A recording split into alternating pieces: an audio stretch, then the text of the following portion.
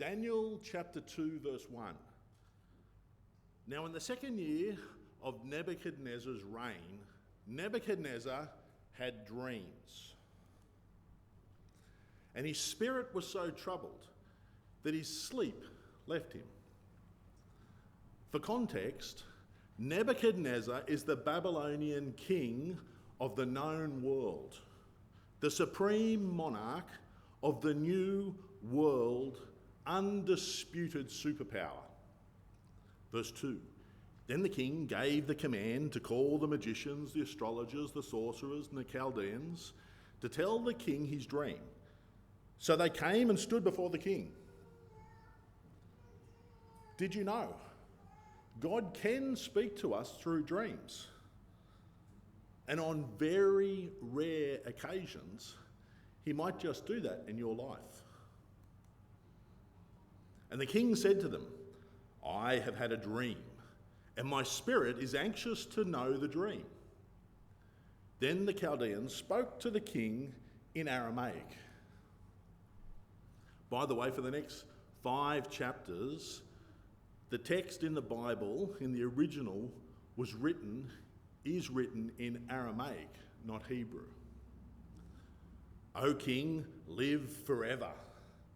Tell your servants the dream, and we will give the interpretation. The king answered and said to the Chaldeans, my decision is firm.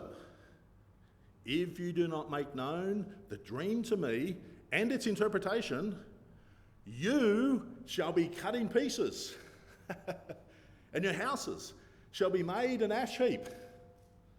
How's that for an incentive scheme? Tell me what I dreamed, or I'll cut you in pieces. This gives us a good feel for the character of Nebuchadnezzar. A total, complete, and utter megalomaniac. This guy's loopy, right on the edge. He was the ultimate no-nonsense guy. You see, he knew these magi, these wise men, were all front and frauds. There are many people today who will offer to interpret your dreams, tell your fortune, read your palm, pull out tarot cards, tell your star sign, and other such dribble.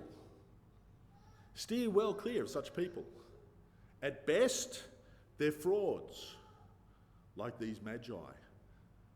But at worst, they're demonically empowered. Some of them are real, empowered by the demonic realm. Stay away. Now we're going to skip a few verses. Last time I preached, I went way too long. So I'm going to skip a few verses so we can get through the text.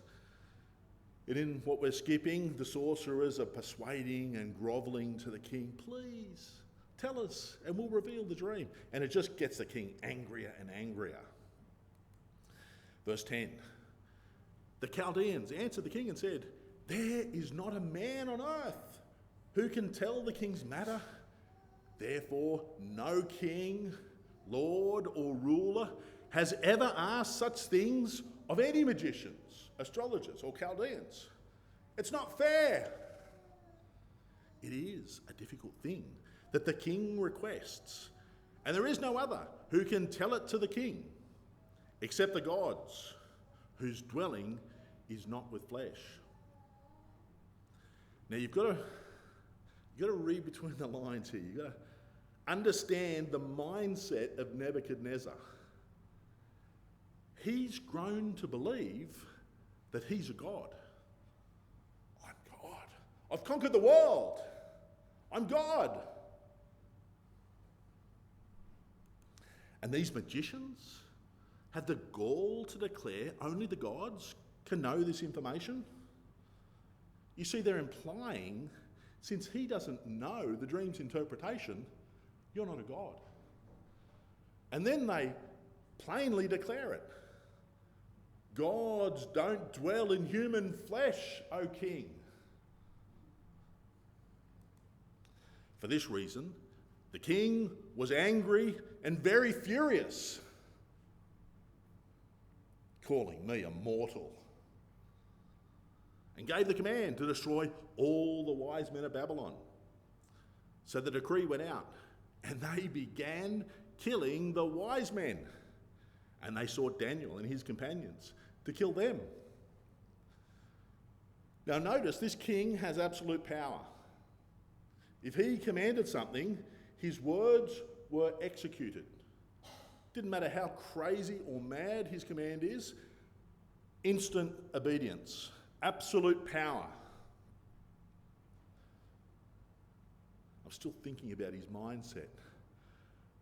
Not only won't and can't my magi, who I've spent millions of dollars training them all, not only can't they interpret, but they dare to embarrass me, all but stating I'm not a god. Then with counsel and wisdom, Daniel answered Arioch, the captain of the king's guard, who had gone out to kill the wise men of Babylon. He answered and said to Arioch, the king's captain, "Why is the decree from the king so urgent?" Then Arioch made the decision known to Daniel. So Daniel went in and asked the king to give him time, that he might tell the king's interpretation. Then Daniel went to his house and made the decision known to Hananiah, Mishael, and Azariah, his companions, that they might seek mercies from the God of heaven concerning this secret, so that Daniel and his companions might not perish with the rest of the wise men of Babylon. Now notice the first thing Daniel does when he has a massive problem. It's a lesson for all of us. He seeks out godly friends, and together they pray to the God of heaven. Now, I'm not declaring myself a prophet, but I'd speculate there's a good chance most people in this room have some sort of problem you're struggling with. Why not take your lead from Daniel? Find some godly friends and pray about it. The incredible thing is, the God of all creation, all-powerful God, seems to delight and take pleasure in moving through our prayers and our prayer requests. Imagine it. We're not even ants beneath him, and he chooses to lovingly work through our prayers. Are we a praying people? Is this a praying church? Are you a praying person? Are you part of a praying family? Is God moving through your prayers? How much time do you spend each week in prayer, each day in prayer? Verse 19, then the secret was revealed to Daniel in a night vision. Of course it was. So Daniel blessed the God of heaven. Daniel answered and said, "Blessed be the name of God forever and ever, for wisdom and might are his. And he changes the times and the seasons. He removes kings and raises up kings. He gives wisdom to the wise and knowledge to those who have understanding." Notice what Daniel does once God answers his prayers. So often Christians forget this step. He gives thanks and praise to God.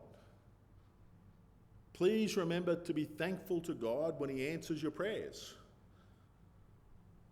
And here's an extra special tip for you.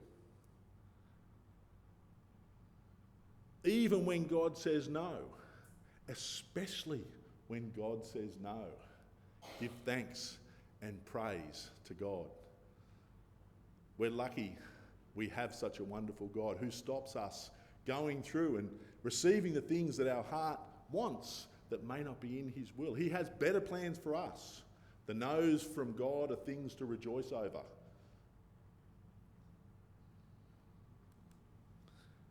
For the sake of time, we're going to skip a few more verses where Daniel gives further praise to God and shows great humility in the presence of the king.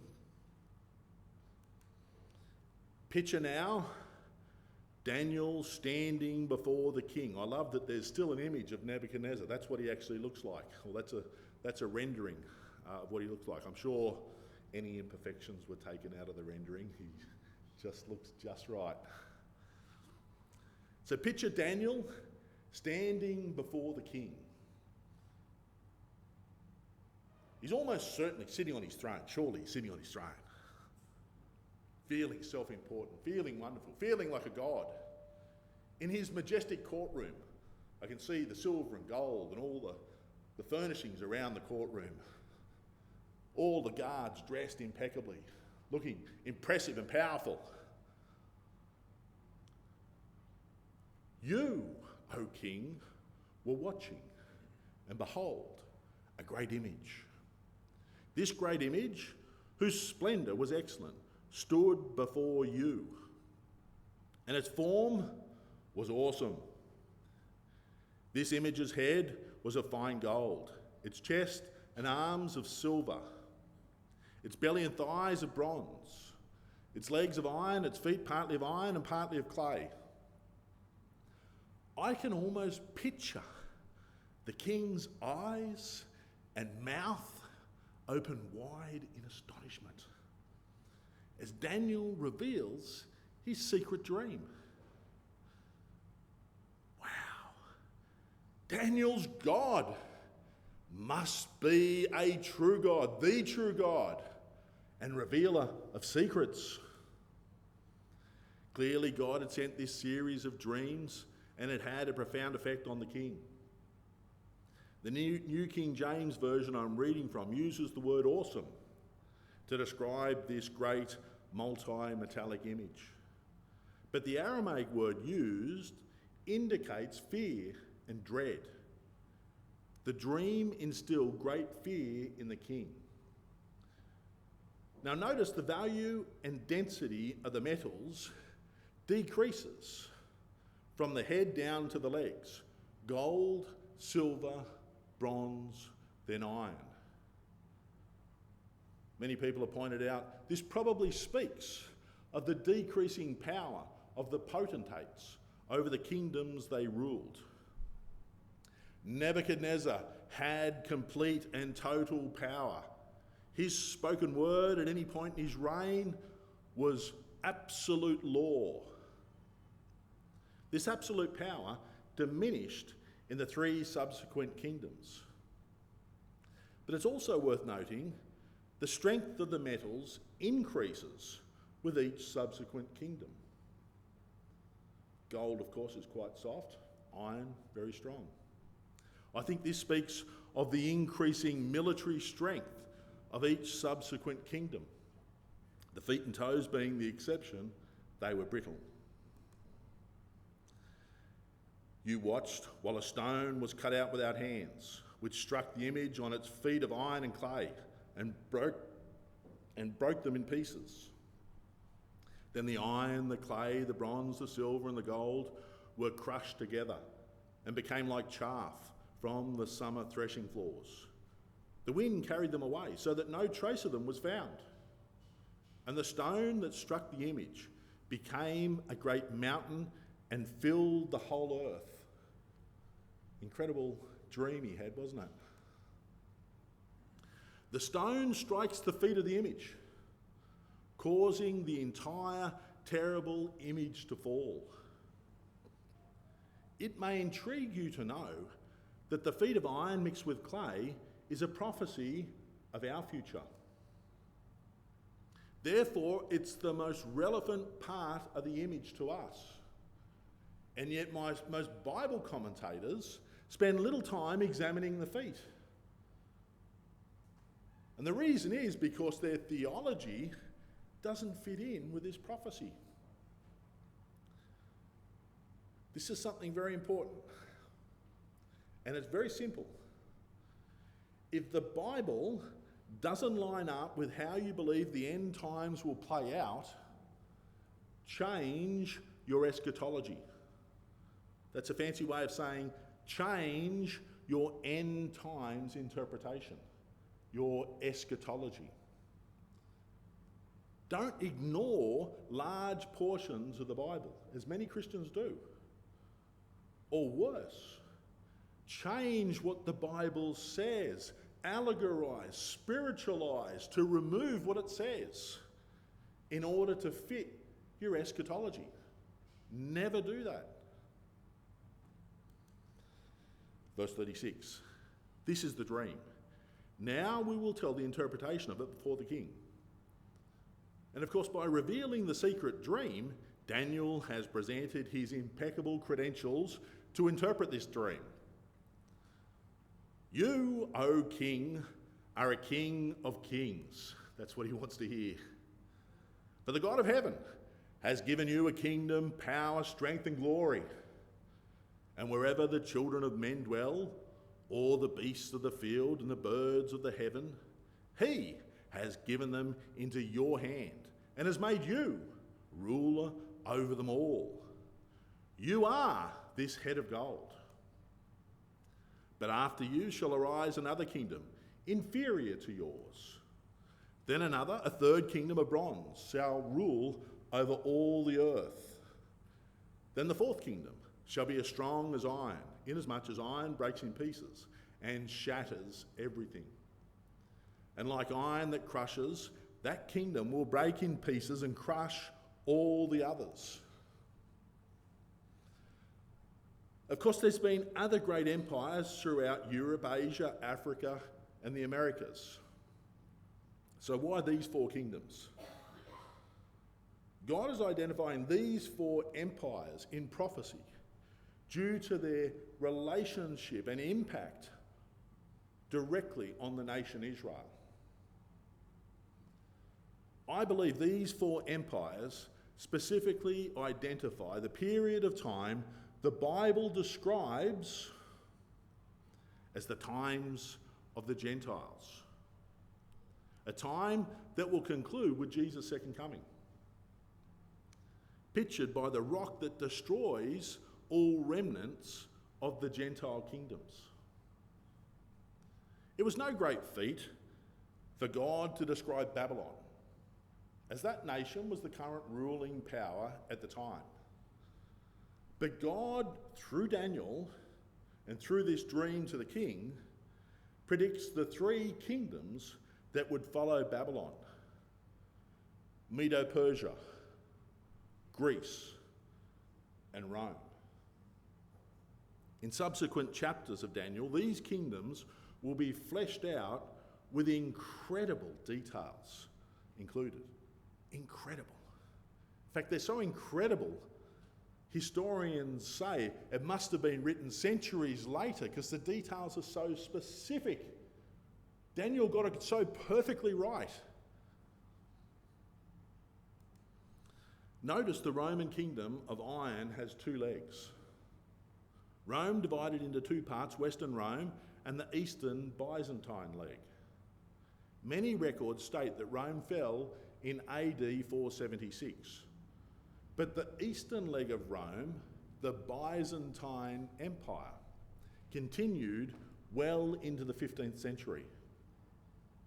Remnants of these iron legs, east and west, are scattered across Europe, the Middle East, and North Africa, with different portions of these iron remnants having brief glimpses of power over the last 1,000 years. But none of these remnant portions were able to emulate anything like the dominance of Rome, the Iron Kingdom. Verse 41, whereas you saw the feet and toes, partly of potter's clay and partly of iron, and the kingdom shall be divided. Yet the strength of the iron shall be in it, just as you saw the iron mixed with ceramic clay. And as the toes of the feet were partly of iron and partly of clay, so the kingdom shall be partly strong and partly fragile.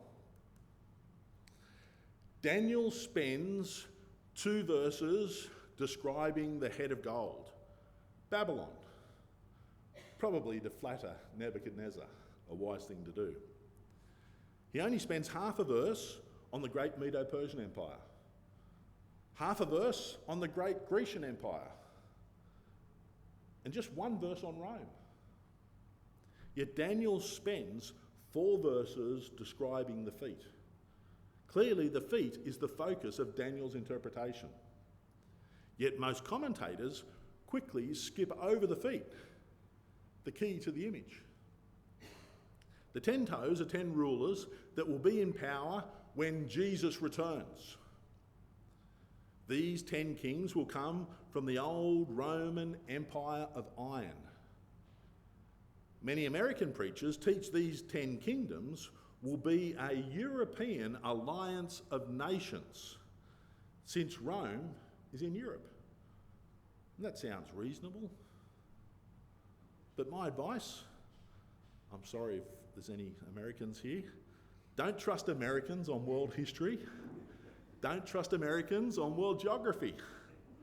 But take a close look at the map on screen. The Roman Empire was a very large region and extended well beyond modern-day Europe. From Spain in the west to the Caspian Sea and the Persian Gulf in the east, and the northern strip of Africa to the south. More of the Iron Empire was outside of Europe than inside Europe. That shocks some people, but it's the truth. Verse 43, as you saw the iron mixed with ceramic clay, they will mingle with the seed of men. Daniel is still describing the toes. But they will not adhere to one another, just as iron does not mix with clay. And in the days of these kings, the God of heaven will set up a kingdom which shall never be destroyed. And the kingdom shall not be left to other people. It shall break in pieces and consume all these kingdoms, and it shall stand forever.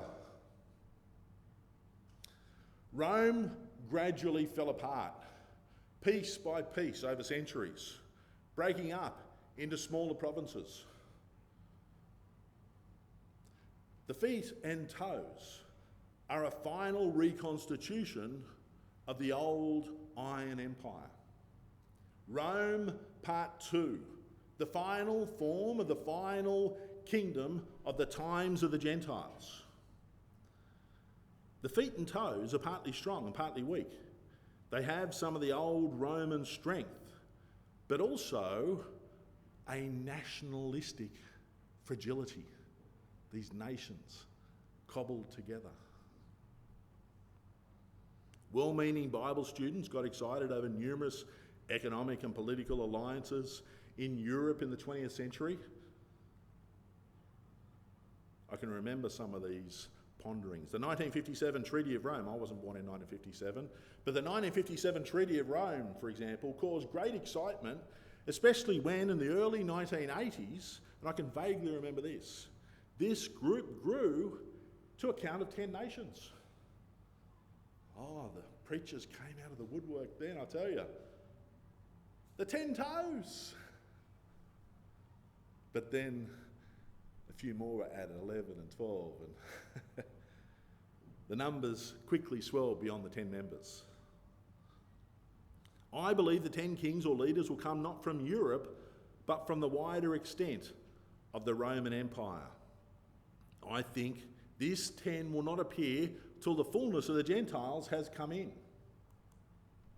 The fullness of the Gentiles is distinct and separate from the times of the Gentiles, both biblical terms. The fullness of the Gentiles are the total collection of the church era saints. The rapture signals the culmination of the fullness of the Gentiles. Then the Roman Iron Empire will reform under Antichrist leadership. I think most likely a largely Islamic alliance of people. It's been very interesting over the last 10 years watching the growing Islamisation of Europe. If you study Islamic prophecy, there's a shock in Islamic prophecy. They have a coming Messiah. They call him the Mahdi. It's almost certain. Their promised Messiah, Mahdi, is the Antichrist. And when he turns up on the scene, they'll flock to him. Even in their prophecies, they believe their Mahdi will sign a 7-year covenant. It's in their own writings. The times of the Gentiles speak of the Gentile powers who trample Jerusalem underfoot and mistreat the Jews. But the times of the Gentiles is concluded by the second coming of Jesus, not the rapture of the church. After the second coming, upon the destruction of the 10 iron toes, God will set up an everlasting kingdom, Christ's kingdom. And God's kingdom will utterly destroy all remnants of the multi-metallic former Gentile kingdoms. Verse 45. Inasmuch as you saw that the stone was cut out of the mountain without hands, and that it broke in pieces the iron, the bronze, the clay, the silver, and the gold, the great God has made known to the king what will come to pass after this. The dream is certain, and its interpretation is sure. When Daniel tells us its interpretation is sure, don't you dare doubt it. Those 4 kingdoms came and went just as Daniel predicted. The 10 toes are yet to reform, and the eternal great kingdom that God will set up is yet to happen. The stone cut without hands is the rock of our salvation, Jesus Christ. At his second coming, he'll utterly destroy the 10 kings and remnants of these former metallic Gentile nations. Listen to me. This stone is coming. You can either be destroyed by it or reign with Jesus in his kingdom for all eternity. Verse 46. Then King Nebuchadnezzar fell on his face, prostrate before Daniel, and commanded that they should present an offering and incense to him. The king answered Daniel and said, Truly, your God is the God of gods, the Lord of kings, and a revealer of secrets. Since you could reveal this secret, how could the king do anything else but glorify Daniel's God? Now, the king goes overboard by worshipping Daniel. But we shouldn't be surprised that this Babylonian pagan didn't understand godly principles in relation to worship. Daniel is one of the greatest men in all of human history. You'd be wise to study what he wrote and learn to fully comprehend the meaning of his prophecies. Then the king promoted Daniel and gave him many great gifts, and he made him ruler over the whole province of Babylon and chief administrator over all the wise men of Babylon. Also Daniel petitioned the king, and he set Shadrach, Meshach, and Abednego over the affairs of the province of Babylon. But Daniel sat in the gate of the king. In this, the last verse of our study, we see the political appointment of 4 young Jewish men, probably only about 20 years old. And this appointment of these 4 Jews would ultimately cause great jealousy amongst the native Babylonian magi. Look at these rotten Jews promoted above us. God ensured his people are strategically placed in key power positions. We finish this chapter with Daniel sitting in the gate of the king, the place of power, the head of the magistrates. We've only just started our study of Daniel. It's going to get more spectacular, and the prophecies are going to get much more detailed and specific. And the Bible critic will remain confounded, but us believers will have our faith in God confirmed. And may God richly bless you all in your walk with the Lord this week. Amen.